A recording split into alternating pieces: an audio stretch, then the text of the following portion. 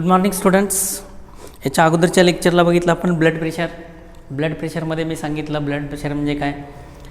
The pressure exerted by the blood on the wall of artery, that is the arterial blood pressure. हे सांगितलं मी की ब्लडनी आर्टरीवर जो pressure किंवा दाब टाकलेला आहे त्याला आर्टेरियल ब्लड प्रेशर म्हणतात. त्याच्यामध्ये सांगितलं की arterial blood pressure is equal to 120/80. This is normal blood pressure. त्याच्यानंतर ॲबनॉर्मॅलिटी सांगितल्या, ब्लड प्रेशर वाढण्याची कारणं सांगितली, कमी होण्याची कारणं सांगितली. जवळपास आतापर्यंत हे 38वं लेक्चर आहे. आता उद्याच्या तासाला म्हणजे शुक्रवारी एक टेस्ट होईल तुमची MCQ टेस्ट. त्याचा टॉपिक असेल reproduction in lower and higher animal. 25 मार्काची नीट बेस्ड MCQ टेस्ट होईल. आणि ती टेस्ट झाल्या, प्रश्नपत्रिका मी टाकल्यानंतर त्याच दिवशी संध्याकाळी 5 वाजेच्या दरम्यान किंवा 6 वाजेच्या दरम्यान त्याची ॲन्सर की टाकणार आहे. ती प्रश्नपत्रिका स्वतः तपासायची आणि आपल्याकडंच ठेवायची. ज्यावेळेस कॉलेज सुरू होईल त्यावेळेस सबमिट करायची, माझ्याकडं सबमिट करायचे. किती मार्क पडतील ते सगळे विचार करून लिहायचं आहे. सगळे प्रश्न नीट बेसवर आहेत आणि काही सोपे पण आहेत त्याच्यामध्ये. शुक्रवारी परीक्षा झाल्यानंतर शनिवारी दुसरी परीक्षा होईल. आतापर्यंत आपण एक पण परीक्षा घेतलेली नाही. शनिवारी दुसरी MCQ टेस्ट होईल. ती असेल टॉपिक रेस्पायरेशन आणि सर्क्युलेशनवर. शनिवारची रेस्पायरेशन आणि सर्क्युलेशनवर सेम तसंच असेल. 25 प्रश्न असतील. आपण इथं एकच मार्क दिलं आहे. नीटमध्ये त्याला 4 मार्क असतात, पण आपण इथं 25 गुणाचे एकच मार्क दिलेला आहे. आणि त्या पण प्रश्नपत्रिकेचं शनिवारी संध्याकाळी 5-6 वाजता मी त्याची ॲन्सर की टाकेल किंवा थोडं अंतर ठेवून टाकेन. म्हणजे त्याच दिवशी टाकेन ॲन्सर की. तोपर्यंत तुम्ही मनाने सोडवायची, परत टॅली करून बघायचं. तर उशिरा टाकेन ॲन्सर की, म्हणजे तुम्हाला ते पडताळणी करून बघता येईल. एकदा पडताळणी केल्यानंतर म्हणजे शुक्रवार आणि शनिवार म्हणजे 30 आणि 31 या तारखेला दोन्ही टेस्ट होतील. पहिली टेस्ट शुक्रवारी reproduction in lower and higher animals आणि शनिवारची टेस्ट असेल रेस्पायरेशन आणि सर्क्युलेशन. हा टॉपिकवर आज ह्याची समाप्ती होते. हा टॉपिक संपतो आहे. तर याच्या अगोदरच्या तासाला आपण बघितलं ब्लड प्रेशर म्हणजे काय. तर ब्लड प्रेशरमध्ये सांगितलं मी आर्टेरियल ब्लड प्रेशरमध्ये सांगितलं the pressure exerted by the blood on the wall of artery is called as ABP or arterial blood pressure. त्याच्यानंतर त्याचे डिसऑर्डर वगैरे सांगितल्या. आता त्याच्यानंतर पुढचा पॉईंट आहे इलेक्ट्रोकार्डिओग्राम. आता इलेक्ट्रोकार्डिओग्राम आणि यालाच आपण ECG म्हणतो आहे. आणि बऱ्याच वेळेस काय होतं इलेक्ट्रोकार्डिओग्राफ हे दोन शब्द वेगळे आहेत. आपण याच्यामध्ये जमलिंग करतो. आता इलेक्ट्रोकार्डिओग्राफ जो आहे हा ग्राफ ही मशीन आहे, ECG मशीन आहे. इलेक्ट्रोकार्डिओग्राफ म्हणजे काय, the instrument which is detect are used for the electrocardiogram. म्हणजे electrocardiograph is the machine to detect the or to find out the electrocardiogram. आता इलेक्ट्रोकार्डिओग्राम आणि इलेक्ट्रोकार्डिओग्राफ हे दोन्ही पण टर्म वेगळे आहेत. आता इलेक्ट्रोकार्डिओग्राफ म्हणजे काय हे समजण्यासाठी मी तुम्हाला एक इथं रफ स्केच काढतो हार्टची. आपण याच्या अगोदर कंडक्टिंग सिस्टीम बघितलेली आहे आणि इथं SA नोड, इथं AV नोड, त्याच्यानंतर हे बंडल ऑफ हिस आणि बंडल ऑफ हिस नंतर हे पर्किनचे फायबर इकडं आले, हे असे इकडं गेले. हे ऑलरेडी तुम्ही अभ्यास केलेला आहे. थोडं कार्डाईक सायकलशी संबंधित असल्यामुळे ही फिगर परत मी काढलेली आहे. आता इलेक्ट्रोकार्डिओग्राम म्हणजे काय, it is the graphical representation. It is the graphical representation of the electric impulses generated by the wall of heart किंवा propagated by the heart wall on the surface of body. बॉडीच्या सरफेसवरती या हार्टनी ज्या electric impulse तयार केलेलं आहे त्याचं measurement करणं in the form of a graph or किंवा त्याला आपण on the screen of the machine किंवा मशीनच्या स्क्रीनवर सुद्धा बघू शकतो. म्हणजे काय सांगितलं मी, it is the graphical representation of the electrical impulses emitted by the heart wall on the body surface. Body सरफेसला हे डिटेक्ट केलं जातं आणि ते डिटेक्ट केलेलं ग्राफच्या माध्यमातून, हा ग्राफ आहे असा, ह्या ग्राफच्या माध्यमातून दाखवलं जातं किंवा it is also seen on the screen of the machine किंवा मशीनवर बघितलं जातं. कळालं. आता त्याच्यानंतर दिस इलेक्ट्रोकार्डिओग्राफ, ही जे इलेक्ट्रोकार्डिओग्राफ मशीन आहे, इट कन्सिस्ट ऑफ 6 इलेक्ट्रोड्स. हे 6 इलेक्ट्रोड्स आणि दुसरे आहेत 4 इलेक्ट्रोड्स. आता हे जे 4 इलेक्ट्रोड्स आहेत which are position or sticked on the limbs. हे जे 4 इलेक्ट्रोड्स आहेत ते लिम्सवर फिक्स केले जातात. 2 त्याच्यामधले आर्म्स आणि 2 त्याच्यावरचे लेग्स. म्हणजे द 4 इलेक्ट्रोड्स, मी सांगितलं की electrocardiography machine it consist of this 6 and this 4, total 10 electrodes, or it may be minimum or it may be also 12 also. कमी जास्त असू शकतात, पण generally there is the 6 electrodes and this 4 electrodes. These 4 electrodes are the limb electrodes because the 2 are connected किंवा position on the arms, 2 arms and 2 legs. So म्हणून these are called as the limb electrodes. म्हणून त्यांना limb electrodes म्हणतात. आणि दुसरी जी 6 electrodes आहे, these are positioned on the chest. So these 6 electrodes are the chest electrodes. म्हणून ते 6 chest electrodes आणि हे 4 आहेत ते लिम्स इलेक्ट्रोड्स. हे इलेक्ट्रोड्स आणि त्याच्यानंतर त्याच्यामध्ये अजून काय असतं, एक स्क्रीन आहे मशीनचा, मशीन स्क्रीन वगैरे वगैरे त्याच्यामध्ये आहे. आता इन द नॉर्मल ECG बघत असताना आपण normal ECG we plot the graph, this millivolt sign against the time. आता दिस नॉर्मल ECG किंवा normal electrocardiogram it consist of the following waves. The पहिली वेव आहे P वेव. इथं आहे ही P wave. Then second is the QRS complex and third wave is the T wave. ही QRS complex and then T wave.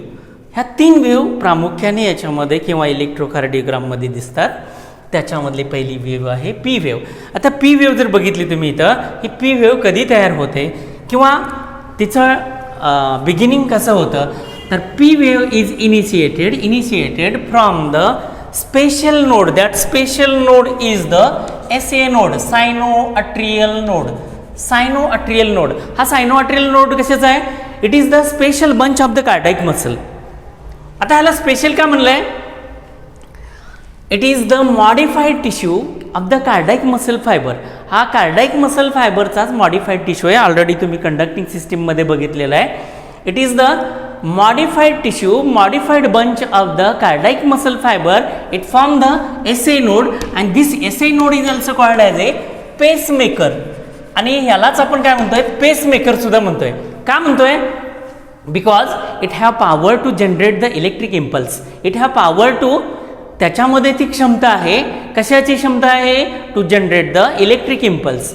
आता electric impulse generate आहे. अजून काय स्पेशलिटी आहे SA नोडची किंवा ह्या फायबरची आहे, it content the more number of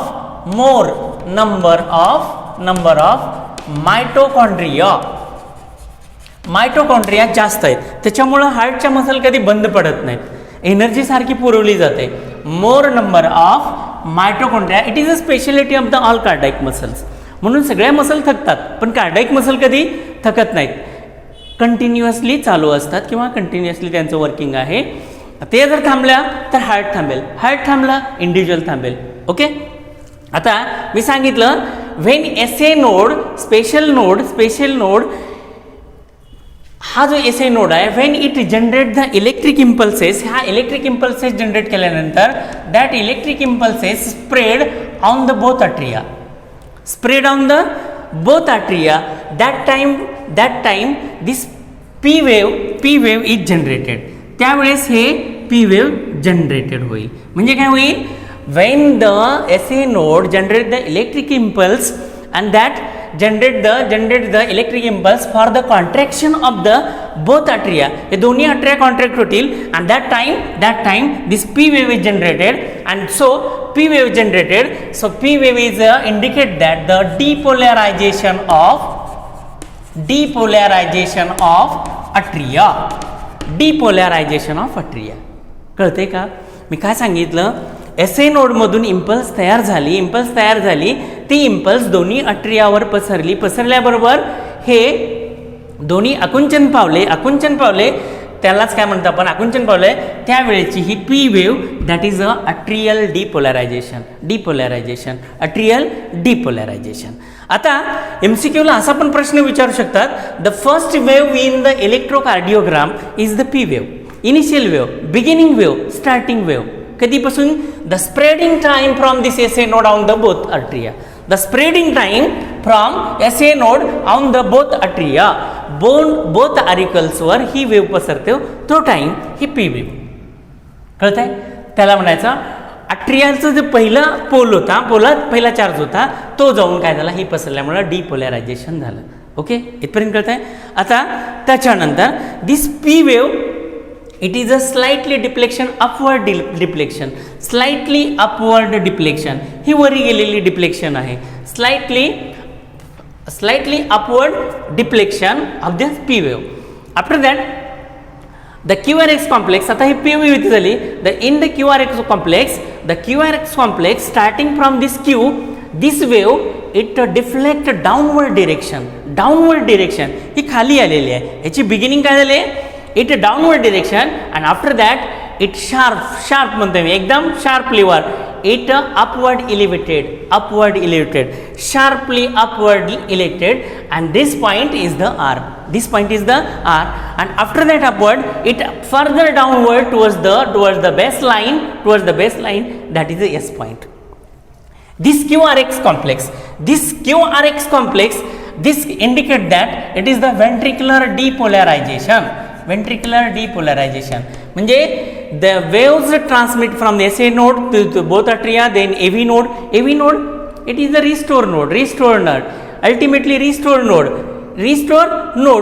and this restore node, from this restore bundle of His and Purkinje fiber, the waves totally spread on the ventricle, and that time this QRX complex ventricle get depolarized. Okay, कळते?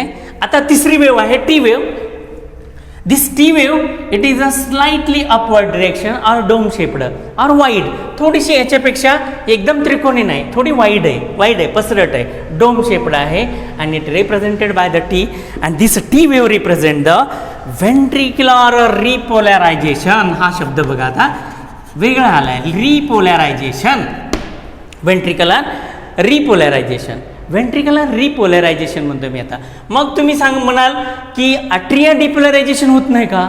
होतं, पण दिस अट्रियल रिपोलरायझेशन masked bye झाकलेला आहे by the QRX complex.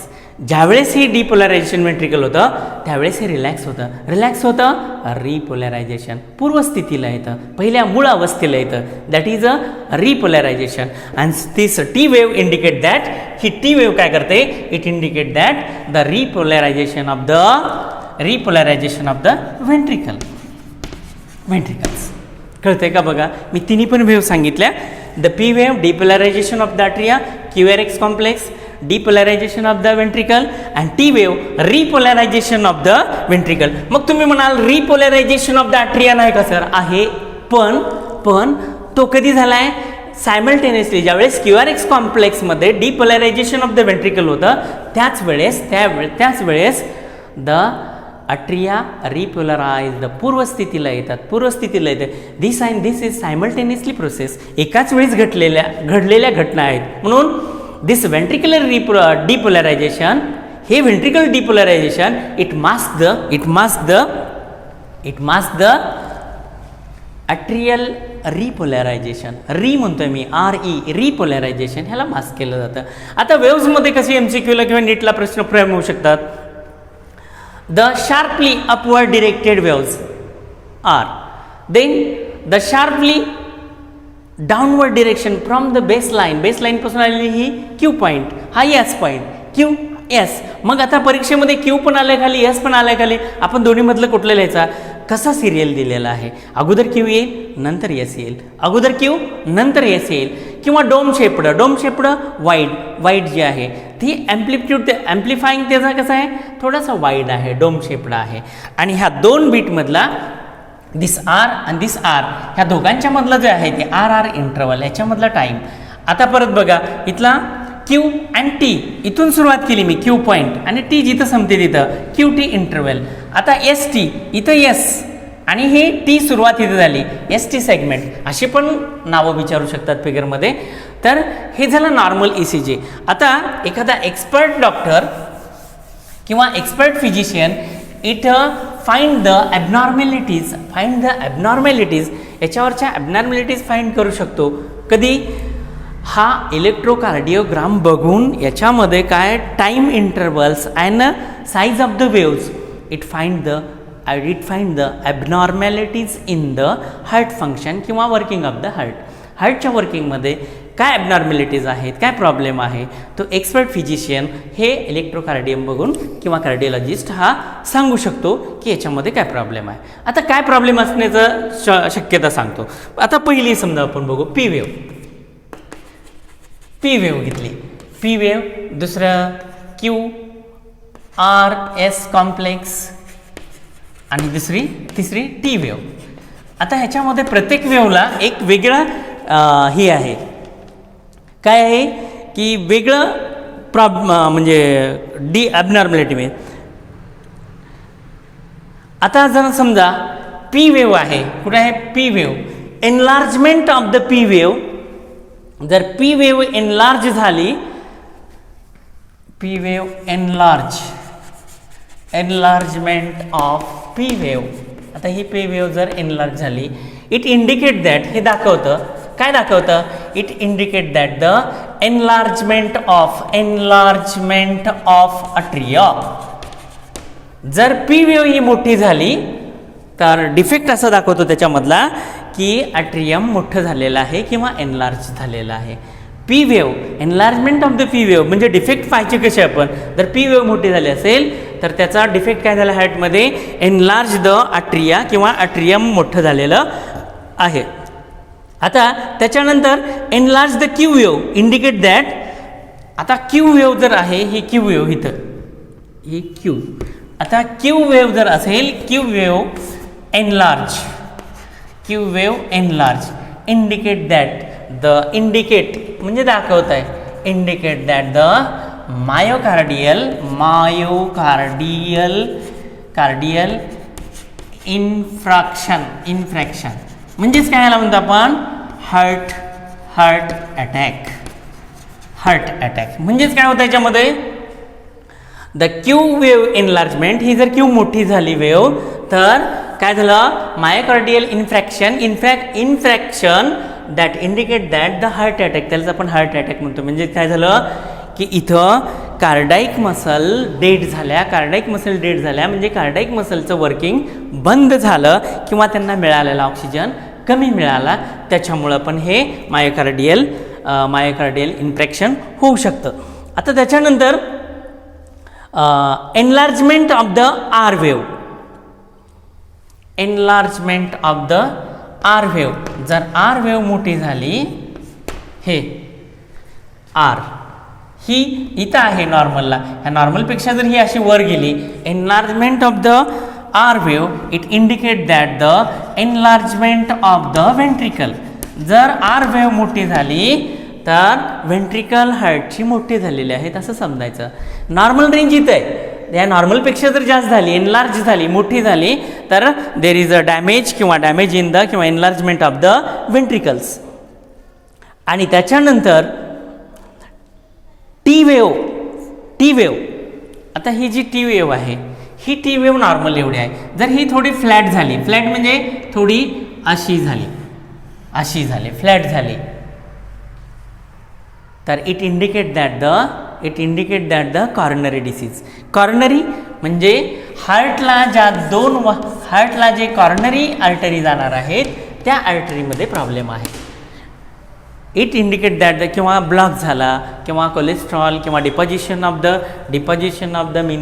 Calcium or cholesterol in the that is atherosclerosis जर झालं तर it indicate that the coronary defect coronary artery defect in the heart means ह्या ज्या वेव आहेत P wave Q wave R wave T wave these waves abnormal waves show some condition for example p wave enlargement indicate that the enlargement of atrium क्यों atria q wave enlargement indicate that the myocardial infraction का मतलब होता है heart attack का मतलब होता है there is a death of the cardiac muscle and r wave जर मोठी झाली enlarge झाली तर it may be enlargement of the r wave जर झाली तर हां आर वेव जर झाली तर आर वेवला काय सांगितलं तुम्ही की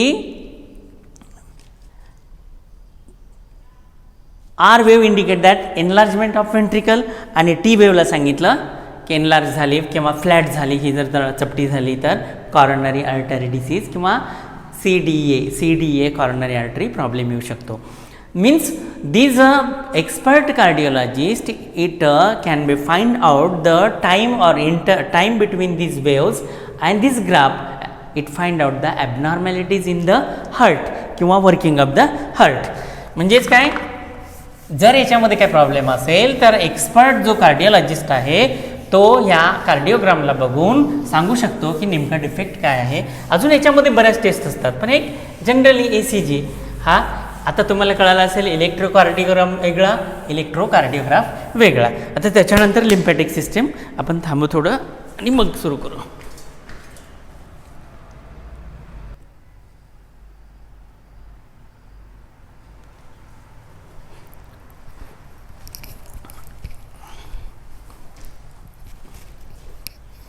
आता त्याच्यानंतर शेवटचा पॉईंट ह्याच्यामधला लिम्फॅटिक सिस्टीम आता लिम्फॅटिक सिस्टीम बघत असताना आपण इट कंपरायझेस म्हणजे ह्याच्यामध्ये काय काय येतं लिम्फ येतं lymph capillary lymphatic vessel and lymph nodes आता हे लिम्फॅटिक सिस्टीम करण्यासाठी अगोदर आपण काय करू फॉर्मेशन ऑफ लिम्फ कसा तयार होतो ते बघू म्हणजे सिस्टीम कळेल आपोआप कळेल फॉर्मेशन ऑफ लिम्फ आता फॉर्मेशन ऑफ लिम्फ करण्यासाठी काय करतोय मी इथं एक आर्टरी काढतोय आणि दुसरं एक व्हेन आणि आर्टरी समजा हे आर्टरी आहे आणि ह्या आर्टरीपासून ह्या कॅपिलरीज झालेल्या आहेत आणि इकडं दुसऱ्या निळ्या पेननी काढतोय मी व्हेन्स एक मिनिट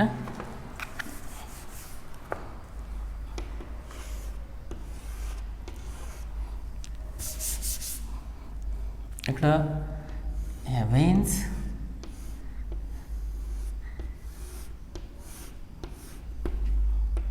आता फॉर्मेशन ऑफ लिम्फ बघतोय आपण फॉर्मेशन ऑफ लिम्फ बघण्यासाठी मी हे काढलेलं आहे दिस इज अ आर्टरी आणि दिस इज अ व्हेन म्हणजे लिम्फ कसा तयार होतो मग लिम्फ सिस्टीम कळेल आपल्याला त्याच्यामुळे हे आर्टरी आणि हे वेन काढलेले आहे जनरली तुम्ही आर्टरीचा आणि वेनचा अभ्यास केलेला आहे artery carry the pure blood or oxygenated blood from heart to the different parts of the body except pulmonary artery and vein also carry the किंवा collect the impure blood from different parts of the body to the heart म्हणजे vein impure blood except the pulmonary vein collect the impure blood artery supply the pure blood or oxygenated blood आता तुम्ही आर्टरीचा अभ्यास करत असताना artery is made from the 3 walls he artery 3 लेयरनी बनलेली आहे हे 3 layer मी दाखवतो इथं अशी 3 लेयर ऑलरेडी तुम्ही त्याचा अभ्यास केलेला आहे ट्युनिका एक्सटर्ना ट्युनिका मेडिया आणि ट्युनिका इंटर्ना तर हे मी काढलेलं आहे म्हणजे ही जी वॉल आहे it is a thick wall already तुम्ही अभ्यास केलेला आहे the artery wall is a thick wall while this vein wall it is a thin wall इकडली ही थिन वॉल आहे एकदम पातळ आहे हे पण 3 लेयरचीच आहे पण कशी आहे पातळ आहे थिन आहे as compare to the artery आपल्याला बघायचं आहे की फॉर्मेशन ऑफ ए लिम्फ कसा तयार होतो ते बघायचं आहे the artery wall is a thick. का थिक आहे? Because it is made from the 3 layers, tunica externa, tunica media, tunica interna. And internal lining, ही जी पिवळ्या रंगाची लाइनिंग आहे, it is lined by the, you have studied that, it is lined by the squamous epithelial cell. Squamous epithelium, हे squamous epithelium आहे, म्हणून याची जाडी परिपक्व झालेली आहे. या आर्टरीमधून ब्लड बाहेर जाण्याची शक्यता नाही, because wall is a thick and it is lined by the squamous epithelial cell. आणि आपण त्याला म्हणतोय एंडोथेलियम. थेलियम थर, endothelial layer, endothelium. Endothelium. All circulatory system, सगळे सर्क्युलेटरी सिस्टीममध्ये all vessels internally lined by the endothelium, endothelial cell किंवा endothelium, that is a squamous epithelial cell. या सगळ्या सेल मधल्या कुठल्या आहेत? एंडो इपिथेलियल सेल आहेत. एंडो का मतलब आता, थेल का मतलब थर, ह्या स्कॅमस इपिथेलियमचा थर आहे, म्हणून हे राड आहेत. मग काय होतं की आर्टरीमधून ब्लड, आर्टरीच्या ब्लडमधून ऑक्सिजन देणं किंवा न्यूट्रिशन देणं, सगळ्या गोष्टी देण्यासाठी ह्या आर्टरीमधून देत नाहीत. म्हणून काय होतं, artery it divide and redivide to form the capillaries, to form the capillaries.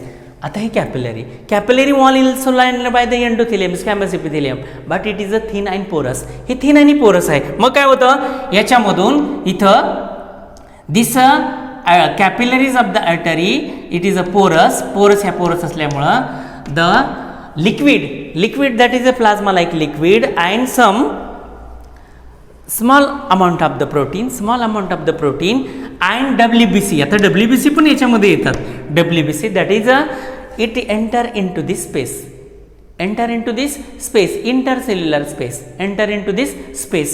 आता याच्यामधला समजा हे 100 ml ब्लड आलं, तर हे 100 ml ब्लड इथून सगळं इथं आलं ह्या स्पेसमध्ये. तर या 100 मधलं 70 ml blood it connected or it taken by this veins. ह्या व्हेन्स ते ब्लड घेतात. म्हणजे इथं 30% राहिलं, बरोबर आहे.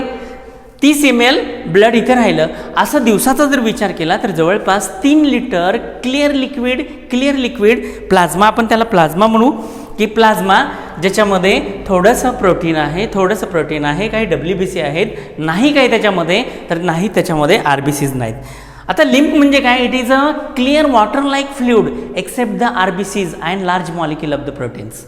एक्सेप्ट द RBC, त्याच्यामध्ये RBCs नाही आणि काही प्रोटीन्स नाही त्याच्यामध्ये. तर हे सोडलं तर हे ब्लडसारखंच क्लिअर लिक्विड फ्लुइड आहे.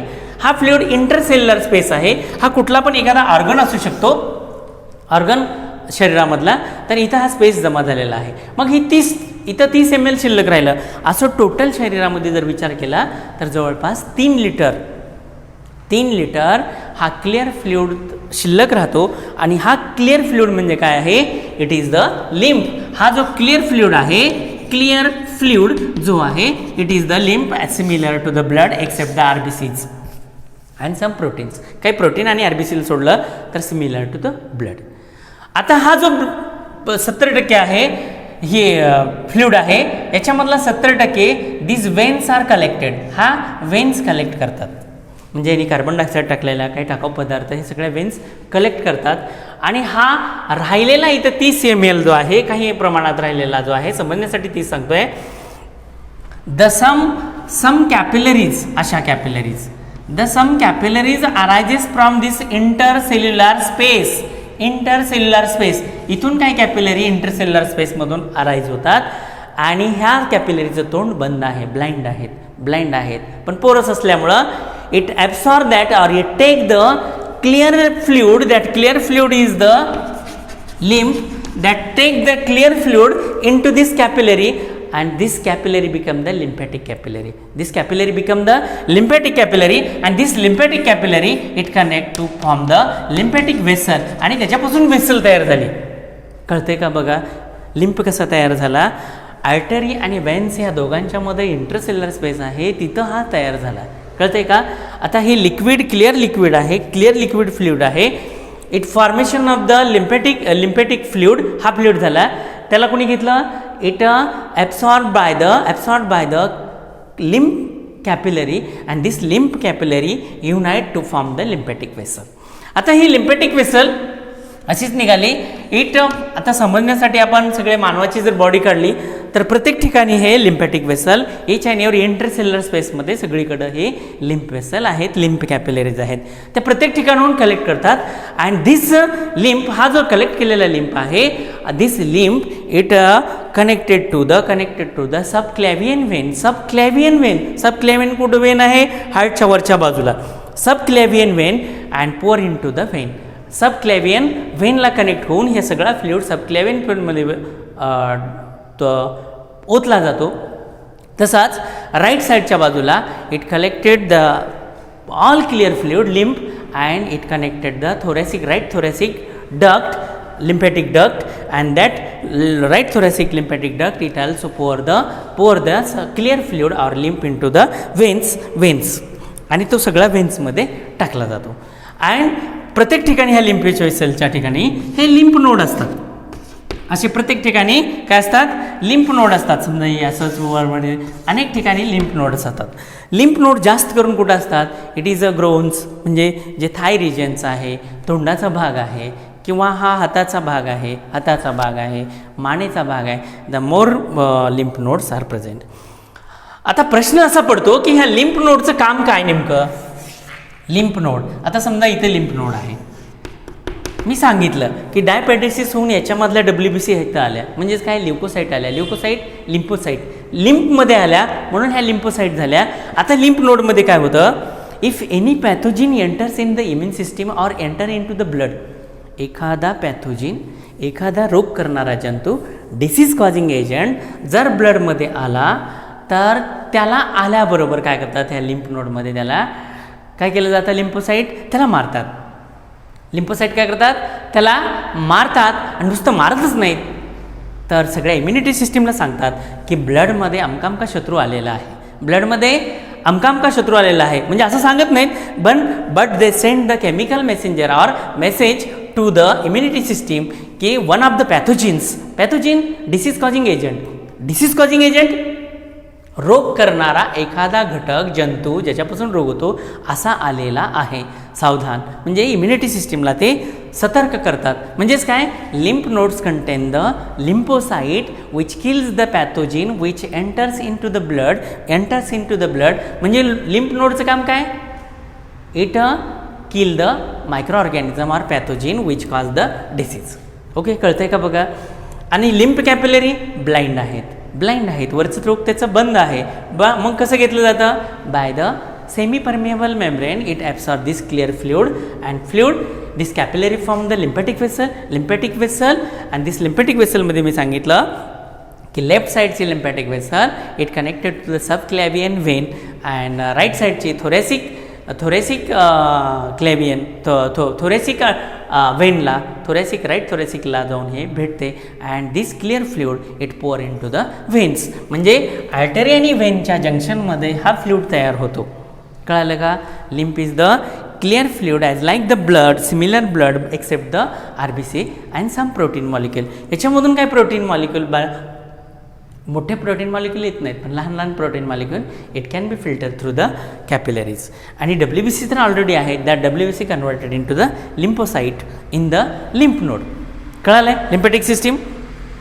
आता ही लिम्फॅटिक सिस्टीम कळाल्यानंतर आपला उद्याच्या तासाला शुक्रवारी मी सांगितलं की MCQ टेस्ट होणार आहे, जी नीट बेस्ड असेल. नीटसारखे प्रश्न असतील त्याच्यामध्ये, पण 1 मार्क असेल. नीटमध्ये एका प्रश्नाला 4 मार्क असतात, इथं आपण 1च मार्क दिलेला आहे.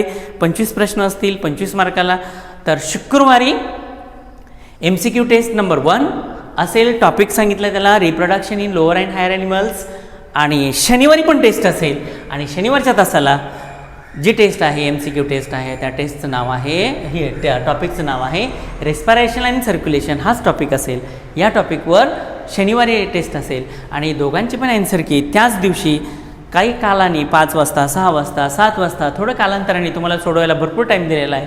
त्या काळात तुम्ही सोडवून परत उत्तरं तपासून बघायचे. आणि तपासून बघितल्यानंतर तो पेपर आपल्याकडेच ठेवायचा. ज्यावेळेस कॉलेज चालू होईल त्यावेळेस माझ्याकडे सबमिट करायचा. ओके, कळालं इथपर्यंत? टेस्ट कळाली. शुक्रवारची टेस्ट रिप्रोडक्शन ह्या टॉपिकवर, reproduction in lower and higher animals. आणि शनिवारची टेस्ट 25 मार्काचीच असेल. त्याच्यासाठी टॉपिक असेल रेस्पायरेशन अँड सर्क्युलेशन, हा जो टॉपिक आहे हा टॉपिक इथं संपलेला आहे. In this way this topic is completed. आता याच्यामध्ये जर काही कोणाला शंका वगैरे असतील तर तुम्ही डायरेक्ट मला मोबाईलवर विचारू शकताय किंवा व्हॉट्सअपला, माझ्या पर्सनल व्हॉट्सअपला पण मेसेज करू शकताय. ओके.